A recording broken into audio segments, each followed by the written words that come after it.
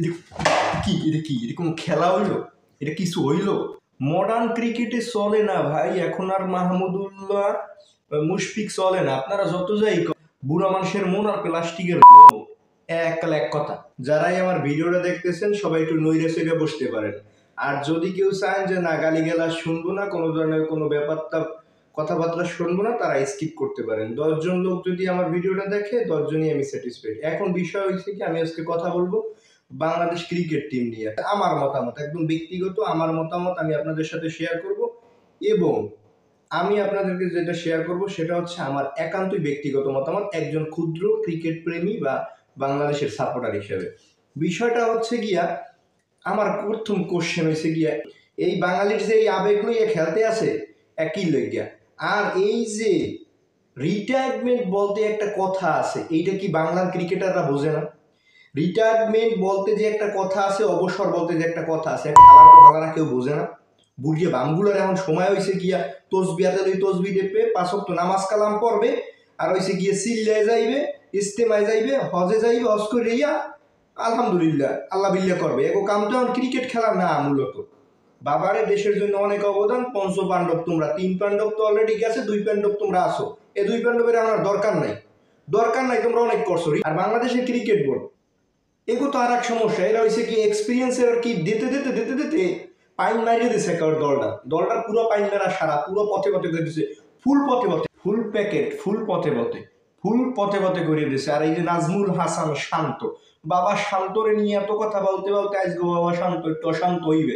হ্যাঁ একুইলতে পাইন মেরে দিছে, হ্যাঁ একুইলতে মারিয়ে দিছে। শান্ত একবার টুকুর টুকুর করে বলমল খাইয়ে একখানা রিয়েলাইছে, ওদিকে সবাই আউট হইয়া পেভিলিয়নের পথ ধরছে। এইখানে কথা হয়েছে কি, আপনি কালকের ম্যাচটা দেখেন, তার আগের ম্যাচগুলো দেখেন, ইভেন আজকে রাচিন রবীন্দ্রের ম্যাচটা দেখেন।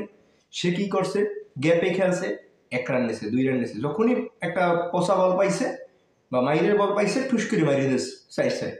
এখন মূল বিষয়টা হচ্ছে কি, বাঙালি কি করবে, বাঙালি বুড়োগুলো আইবে আর সাউগুলোরে লগিয়ে ল্যাডাফাটাগুলোরে আইনে কি করবে, তারা আর কি গ্যাপে খেলবে না, তারা শর্ট রান নিতে পারবে না।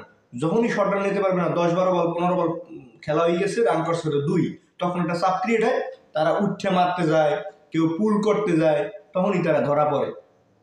এই সমস্যার সমাধান কবে হবে আমি বুঝি না ভাই। আমি ক্ষুদ্র মানুষ, আমি এগুলো বুঝি না। একজন ক্রিকেট প্রেমী হিসেবে আমার খারাপ লাগে বিধায় বাচ্চা, আমি গালি গালাজ করতে চাই না, তারপর আমার মুখ থেকে গালি আসে। আর এখন মূল কথা হয়েছে গিয়ে, এই যে গ্যাপে খেলা, শর্ট রান বের করা, প্রেশারটাকে রিলিজ করা, এই জিনিসটাই তারা পারে না, যেটা সুন্দরভাবে দেখাই দিতেছে নিউজিল্যান্ড, অস্ট্রেলিয়া, ইন্ডিয়া। মডার্ন ক্রিকেটে চলে না ভাই, এখন আর মাহমুদুল্লাহ মুশফিক চলে না। আপনারা যত যাই করেন যে বুড়ো আরের বেলকি এই সেই 7 ম্যাচ পর 1 ম্যাচ ভালো খেলে, ভাই এগুলো এখন আর চলে না মার্কেটে। ডাইরেক্ট বুড়া মানুষের মন আর প্লাস্টিকের এককাল এক কথা।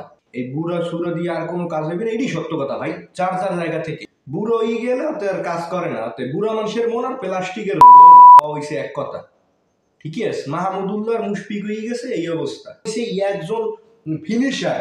একজন ফিনিশারের যদি নামতে হয় 25 ওভার হাতে থাকতে, তাহলে সে কি খেলবে আর কি করবে?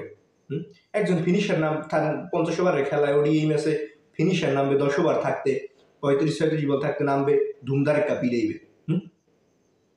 আর একজন ফিনিশার জাকির আলী অনিক, তার নামতে হয় 25 ওভার, 22 ওভার, এমনকি 14 ওভারের সময় তার নামতে হয়, তাহলে সে দল কিভাবে চলবে?